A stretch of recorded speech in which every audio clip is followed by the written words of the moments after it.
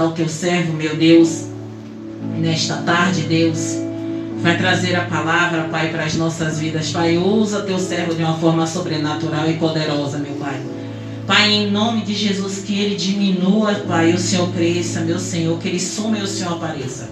Pai, também te peço que o Senhor venha, meu Deus, em nome de Jesus, enquanto teu servo estiver aqui ministrando a sua palavra. O Senhor venha, meu Pai, dando livramento, protegendo e guardando toda a nossa família e parentela. Senhor, em nome do Senhor Jesus, que toda retaliação do maligno venha cair por terra. Que em nome do Senhor Jesus, que seta dardo inflamado, meu Senhor, que bata em retirada, que não tenha nenhuma autoridade sobre a vida dele, nem as nossas neste lugar. Pai, também te peço que os seus anjos poderosos e guerreiros estejam, meu Pai, na porta dessa igreja, dentro deste templo, meu Senhor, guerreando por seus filhos nesta casa, em nome de Jesus. E a igreja diz: amém. Glória a Deus. Cumprimento a igreja com a doce paz do Senhor Jesus Cristo. Amém. Amém. Boa tarde a todos. É um prazer estar aqui ministrando a palavra do Senhor. E sem demora, eu peço à igreja que abra sua Bíblia no livro do profeta Abacuque. Segura aí, missionário. Bota na setinha aqui, ó.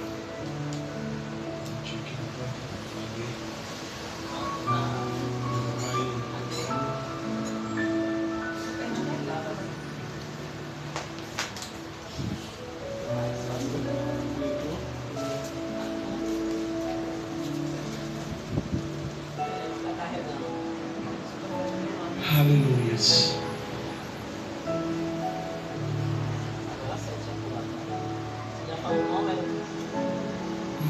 Capítulo 2.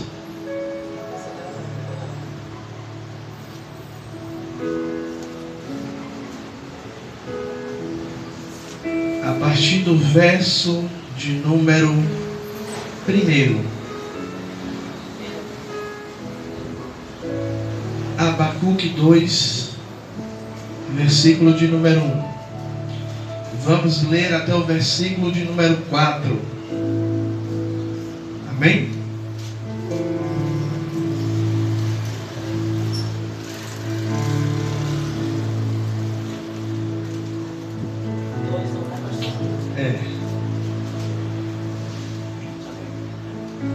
E a palavra do Senhor vai dizer assim: vou subir a minha torre de vigia e vou esperar com atenção o que Deus vai dizer e como vai responder a minha queixa. E o Senhor Deus disse: escreva em tábuas a visão que você vai ter. Escreve com clareza o que vou lhe mostrar, para que possa ser lido com facilidade. Ainda não chegou o tempo certo para que a visão se cumpra, porém ela se cumprirá sem falha. O tempo certo vai chegar logo, portanto espere. Ainda que pareça demorar, pois a visão virá, e no momento exato a mensagem é esta: os maus não terão segurança, mas as pessoas corretas viverão por serem fiel a Deus. Eu sei que alguns ficaram perdidos,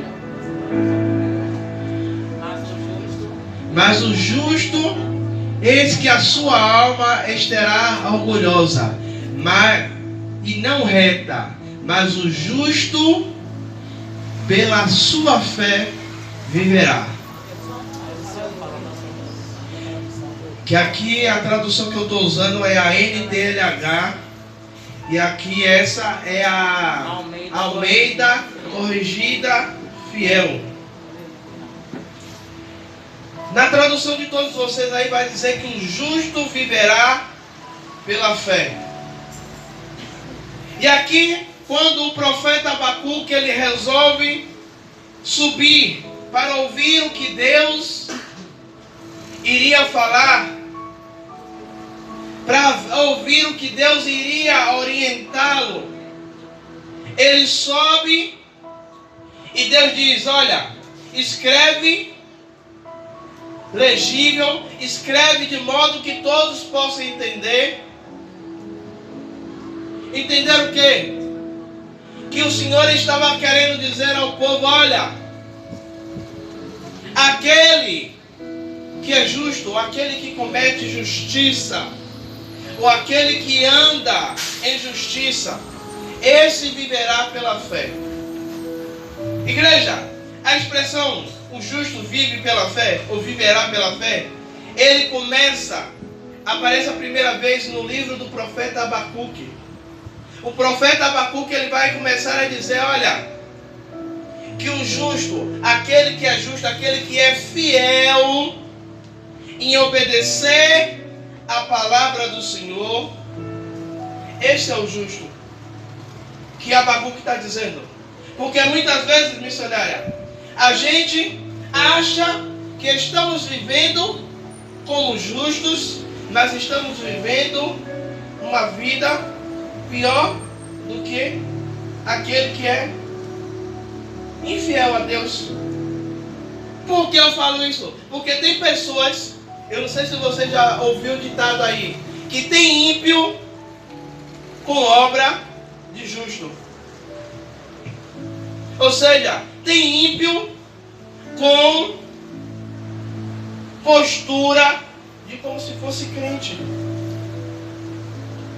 Muitas vezes a gente diz: o justo viverá pela fé. Mas será que a gente está vivendo com justiça, com lealdade, com fidelidade a Deus? Eu estava com uma vertente da mensagem, mas Deus está direcionando a outra.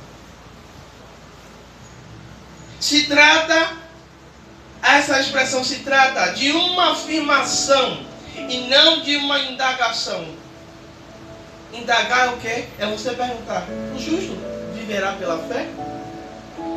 Não, o profeta ele está afirmando que aquele que é justo,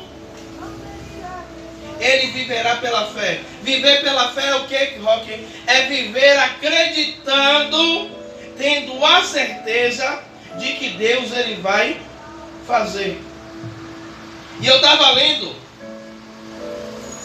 mais cedo e eu ouvi assim, ó, que crer é diferente de ter fé. E eu digo: não, isso está errado.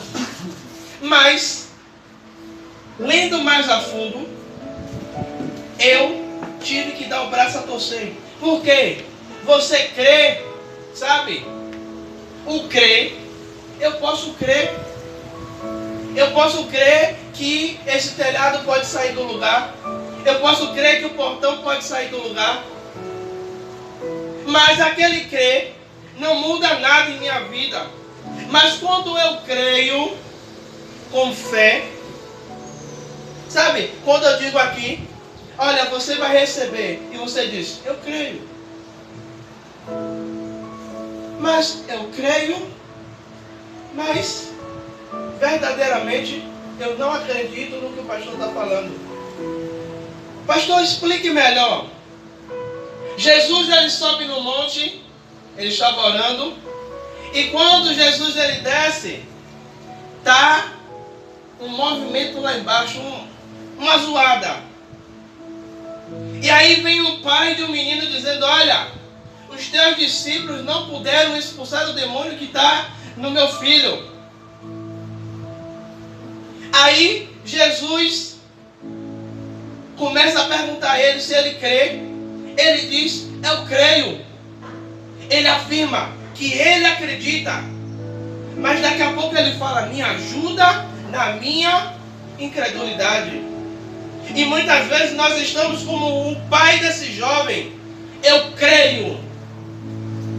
Mas depois, segundos depois, estamos agindo com incredulidade. Por isso que eu estou dizendo que o crer é diferente da fé. Está dando para entender, igreja? Eu creio, mas quando eu não tenho, sabe, aquele incentivo maior, que é a fé, o meu crer não vai mudar nada na minha vida. O meu crer não vai mudar nada na minha vida. Aí dizemos: mas o justo viverá pela fé. Mas estamos praticando obra de injustiça. Como assim, pastor? No meu comportamento, no meu falar, no meu andar, no meu pensar. E estamos crente abafando que eu estou com uma obra de justo. Igreja, a palavra do Senhor, ela é alimento, ela é guia, ela é algo que nos direciona. Mas se a gente não estiver enquadrado dentro daquilo que a Bíblia ela nos ensina, vamos viver igual a montanha russa. A montanha russa ela é reta, né? Tem momentos que ela está subindo. Tem momentos que o crente está em ascensão, está subindo. Mas daqui a pouco desce. É o famoso vivendo em altos e baixos. A fé também é sinônimo de fidelidade. Logo, é uma atitude de quem crê e obedece ao Senhor. Ou seja, a fé é um sinônimo de fidelidade. Eu não posso dizer que eu tenho fé em Deus se eu não obedeço. Porque se eu digo que eu tenho fé em Deus e eu não ando com obediência, eu estou em falta. Então, eu preciso ter fé, mas eu também preciso obedecer. Quem lembra aqui do rei Saul? Veio uma palavra ao rei Saul, para o rei Saul ir até lá, o povo de Gade, pegar o rei Gade e pegar todo o povo e matar. O Senhor dá uma ordem dizendo: olha, extermina todo mundo, não deixa nada, nem homem, nem mulher, nem criança, nem animal, nada. Aí o que é o rei Saul faz? Ele vai até lá e ele começa até bem, mata uma parte, mas ele conserva vivo o rei e traz o despojo. Aí o profeta Samuel vem. Saul, estou usando com minhas palavras. Saul, e aí? Cumpriu a missão? Cumpri. Só que aí Samuel ouve a zoada de ovelha, a zoada de bode, a zoada de gado. Aí Samuel pergunta: mas o que é isso, Saul?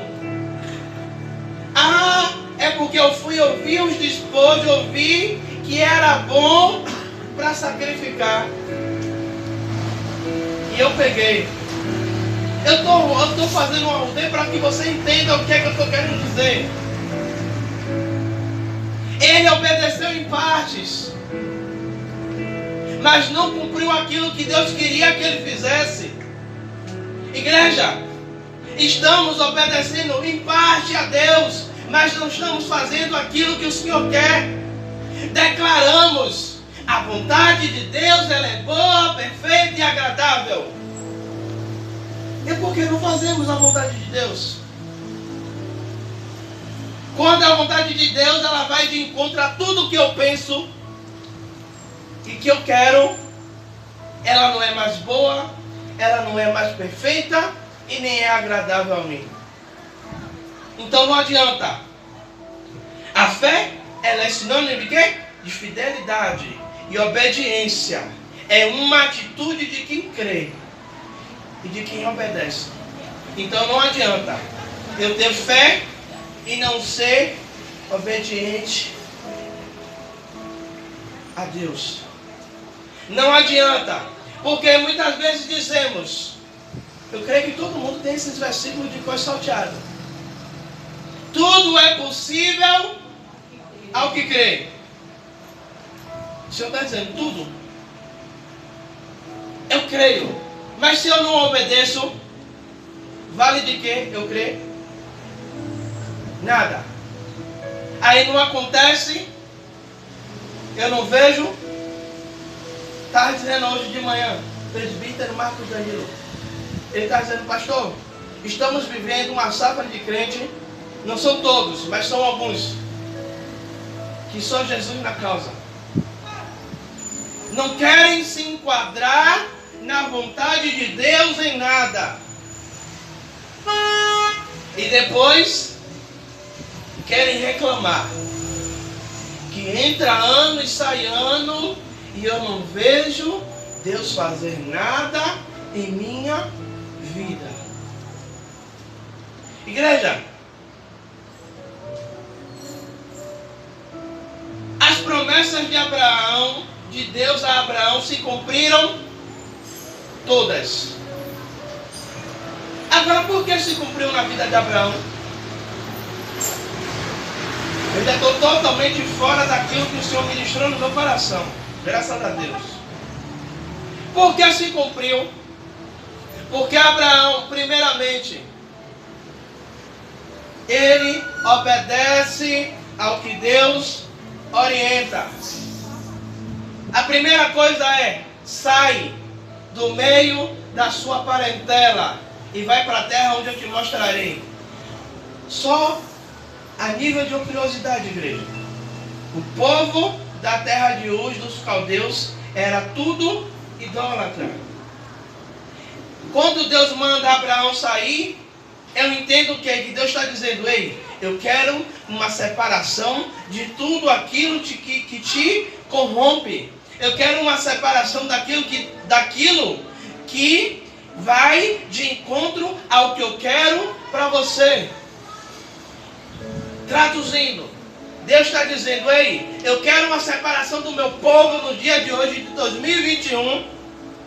Eu quero que você saia de tudo aquilo que te contamina, que saia de tudo aquilo que corrompe os bons costumes e que te levam a uma ruína.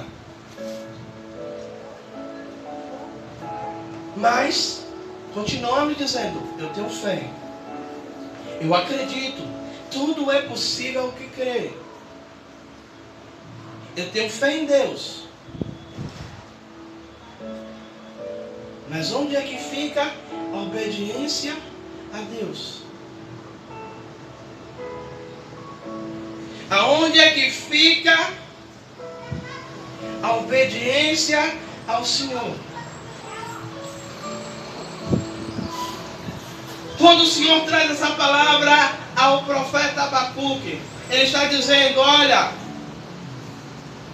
só aqueles que vivem em obediência e aqueles que vivem na fidelidade comigo, eles viverão pela fé, porque eles acreditam em mim, porque eles mantêm um relacionamento comigo, porque eles se desviam do mal e obedecem à minha vontade. Tem outro versículo também que a gente ouve falar. O Senhor diz na palavra que eu comerei o melhor dessa terra. Está escrito. Só que a vida, Roque, está de mal a pior.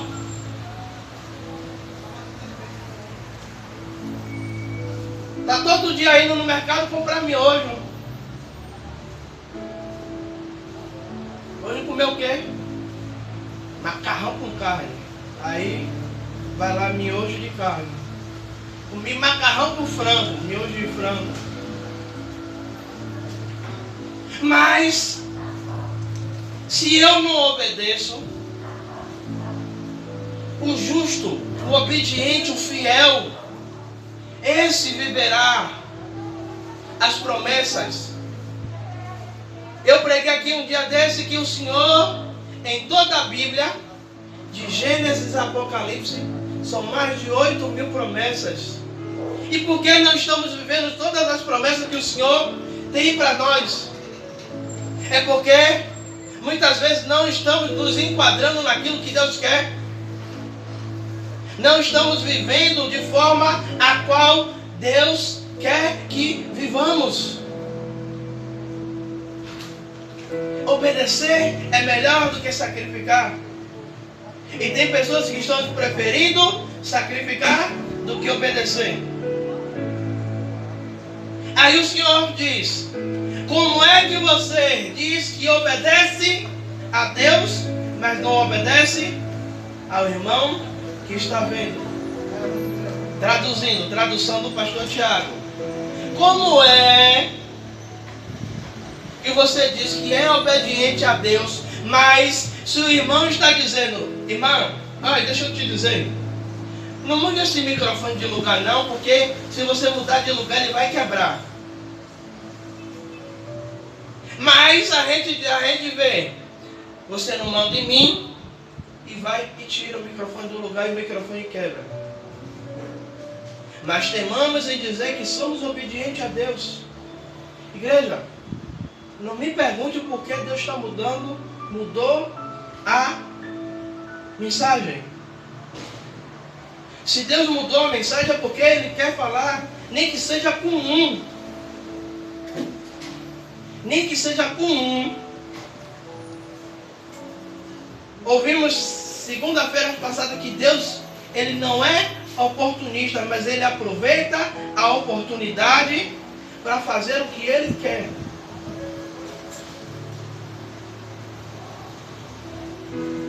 Igreja, os maus não terão segurança, mas as pessoas corretas viverão por serem fiéis a Deus.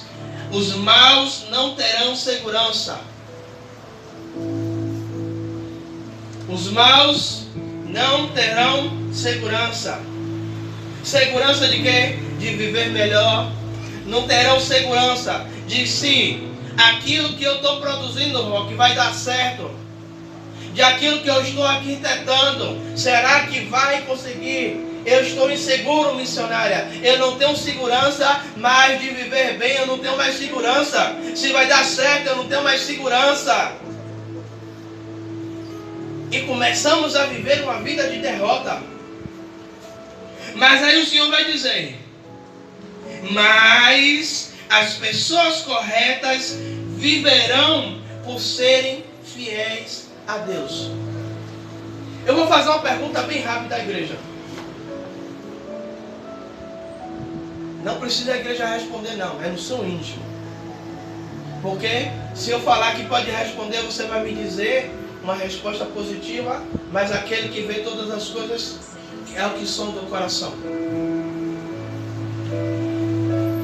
Aí o profeta vai dizer aqui: mas as pessoas corretas viverão por serem fiéis a Deus. Eu vou fazer a pergunta, inclui eu também. Você tem sido fiel a Deus? Eu não estou falando de ser fiel no dízimo e na oferta, mas eu estou falando de uma fidelidade a qual você não se corrompe com as coisas do mundo. Uma fidelidade a qual você tenta a todo tempo se manter puro daquilo que te afasta de Deus.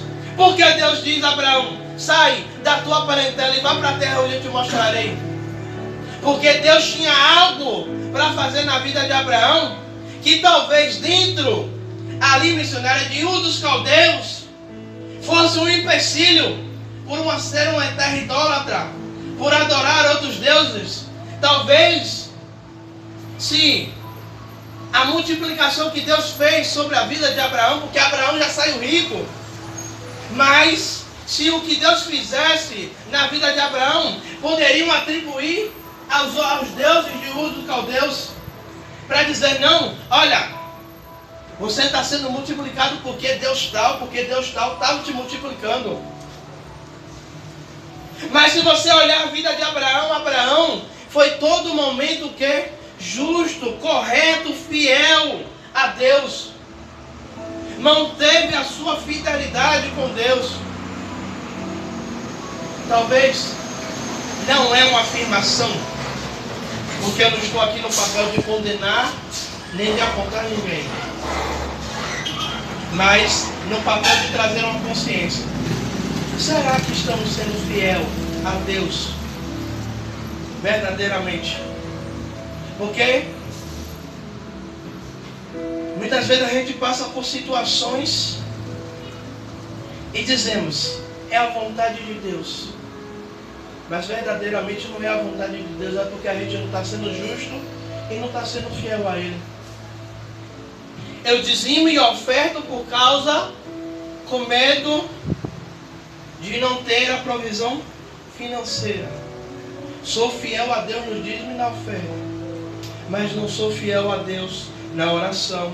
Não sou fiel a Deus a manter os meus ouvidos limpos. Eu não sou fiel a Deus a manter a minha língua dentro da boca, eu não falar do irmão. Eu não estou escape disso não, viu? Eu não sou santo não. Minha esposa está aqui de vez em quando eu vou falar alguma coisa de alguém. O que é que Deus faz? Dá uma tijolada santa de lá para cá. Ei, quem é você no jogo do bicho? Cala a boca. No dia que a missionária Tati estava aqui, eu estava igual um papagaio, empolgado.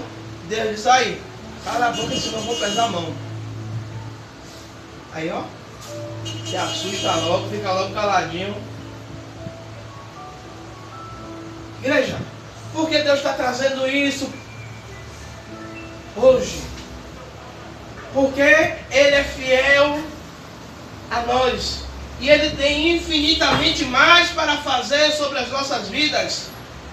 Mas não estamos vivendo, não é o melhor de Deus, mas é o sobrenatural de Deus. Porque não estamos sendo fiel a Ele. Eu sou fiel a Deus em ir todos os dias para o culto. Mas eu não sou fiel a Deus em tirar um momento dentro do meu quarto de oração para Deus. Eu leio a Bíblia todos os dias, porque a igreja hoje tem culto segunda, terça, quarta, quinta, domingo. Só não tem sexta e sábado. Mas sábado sempre tem alguma coisa. Então está lendo a Bíblia todos os dias, porque todo dia tem culto. Mas dentro de casa faz devocional. Ah, Senhor, me orienta. A maior bússola do crente é essa aqui. Se você pegar Provérbios, o rei Salomão vai dar orientação. Para tudo na vida vai ter uma orientação. Aí Provérbios vai dizer: há caminhos para o homem que parecem bons, mas são caminhos de morte. O que é que o rei Salomão está dizendo? Olha, tome cuidado nos caminhos aonde você está andando, Porque o diabo não vai colocar caminho feio para a gente ir.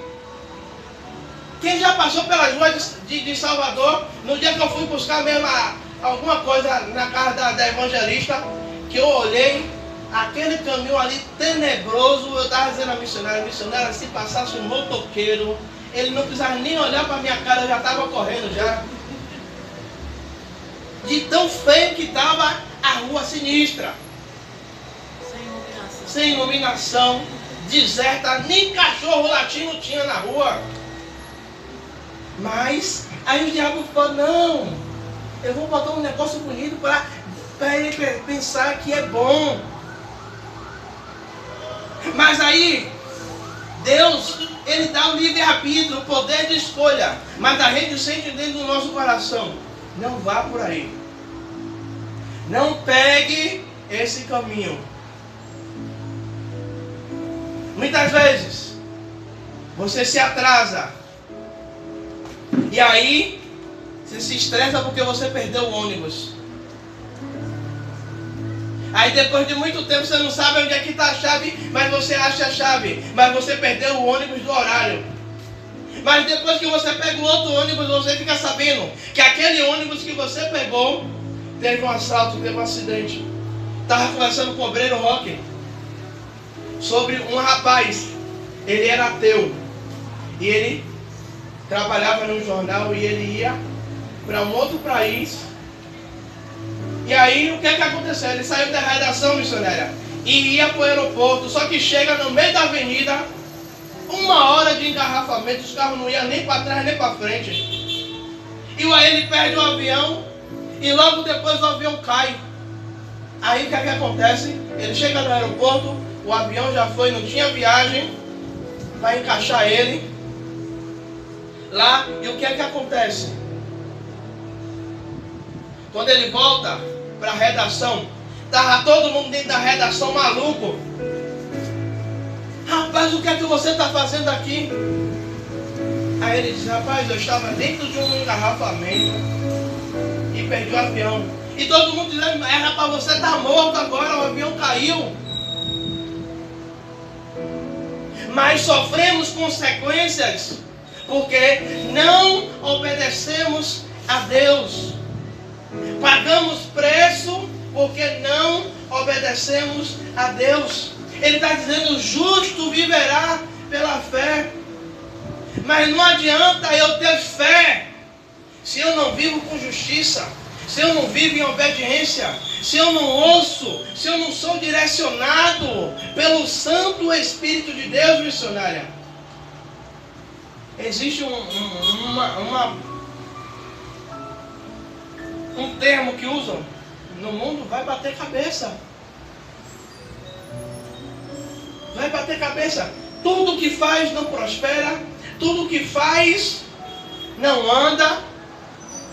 É prejuízo em cima de prejuízo. Por causa de quê? Por causa da falta de obediência.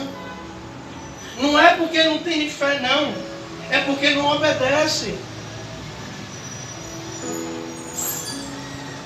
É porque não obedece a Deus.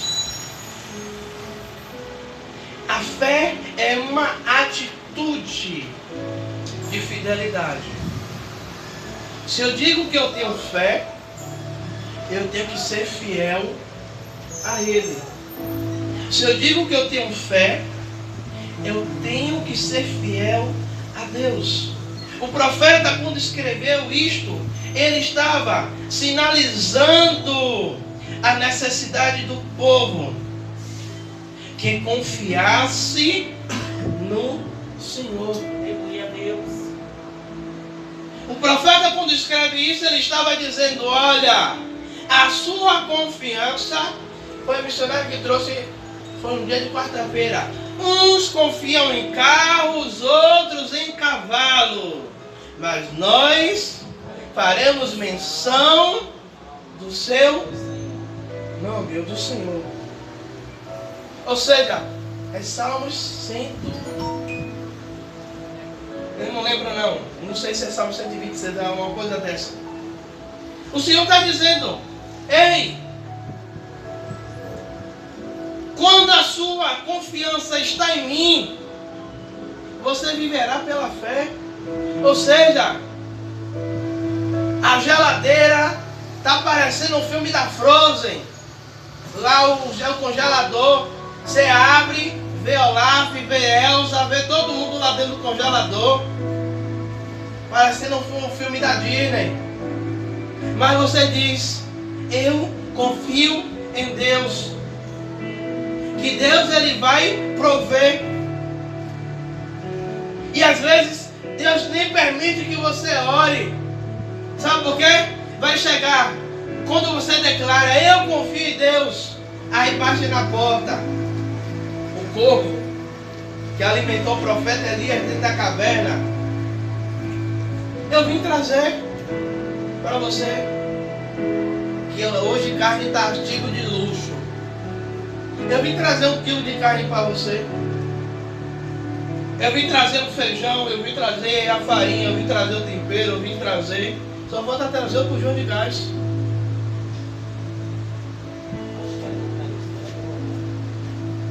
Igreja, quando o profeta escreve, dizendo, sinalizando ao povo da necessidade de confiar em Deus, ele está dizendo: ei,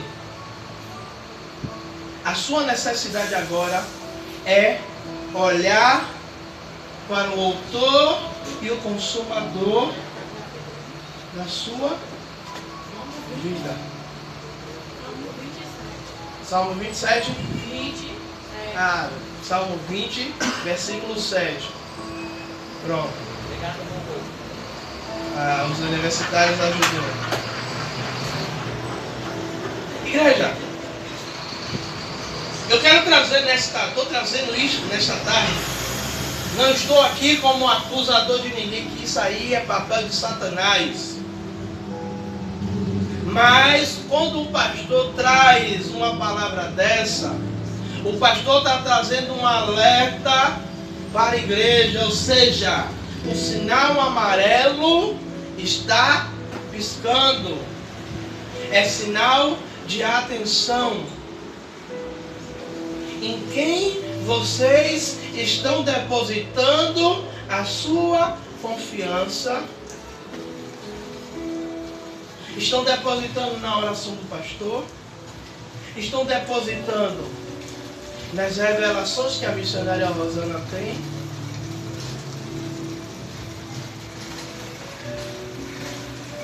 Será? O Senhor me trouxe a memória aqui agora. Algumas vezes Deus nos usou para algumas pessoas para dizer algo.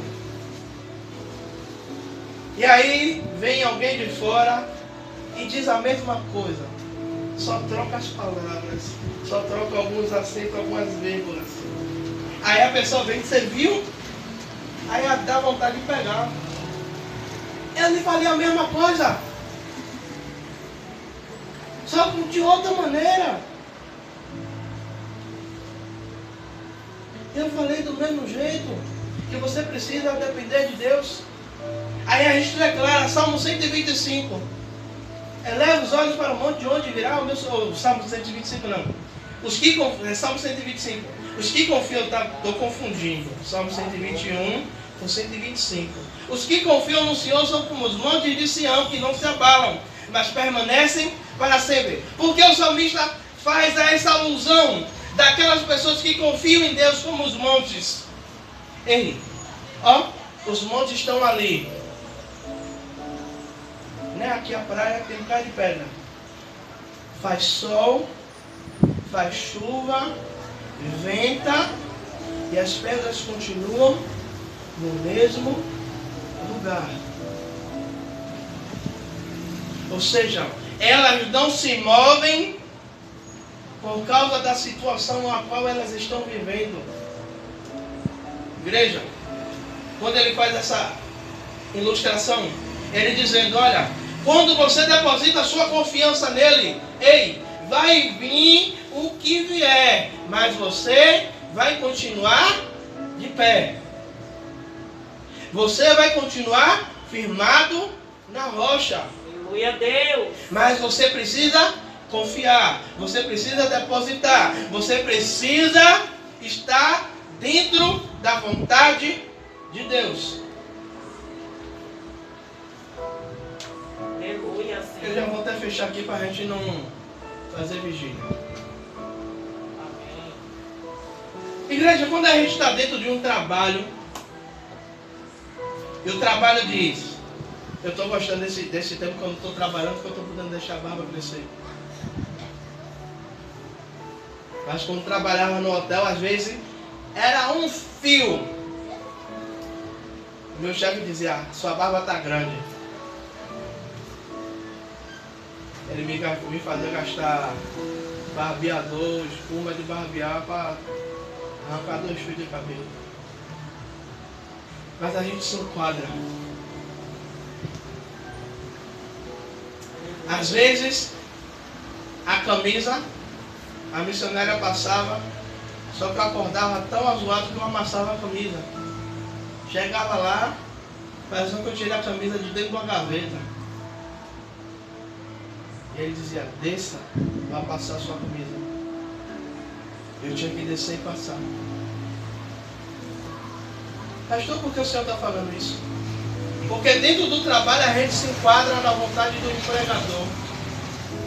Porque a gente tem medo de ser demitido, tem medo de perder o emprego, tem medo de perder o salário. Mas quando é para se enquadrar dentro da vontade de Deus, a gente faz tudo mangueado. Faz de qualquer jeito.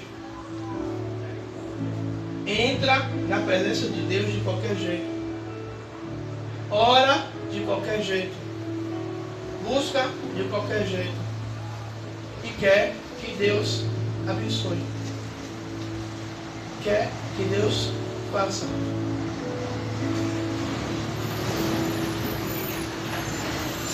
Quando eu digo isso, que serve para mim também, igreja, se nós não nos enquadrarmos dentro da vontade de Deus, eu sinto muito.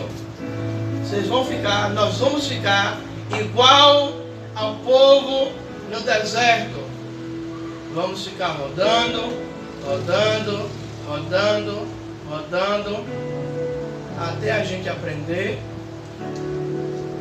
e fazer.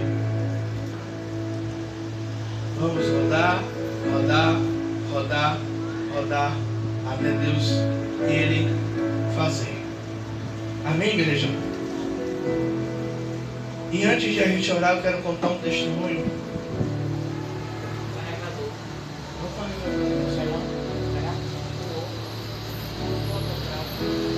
Aleluia.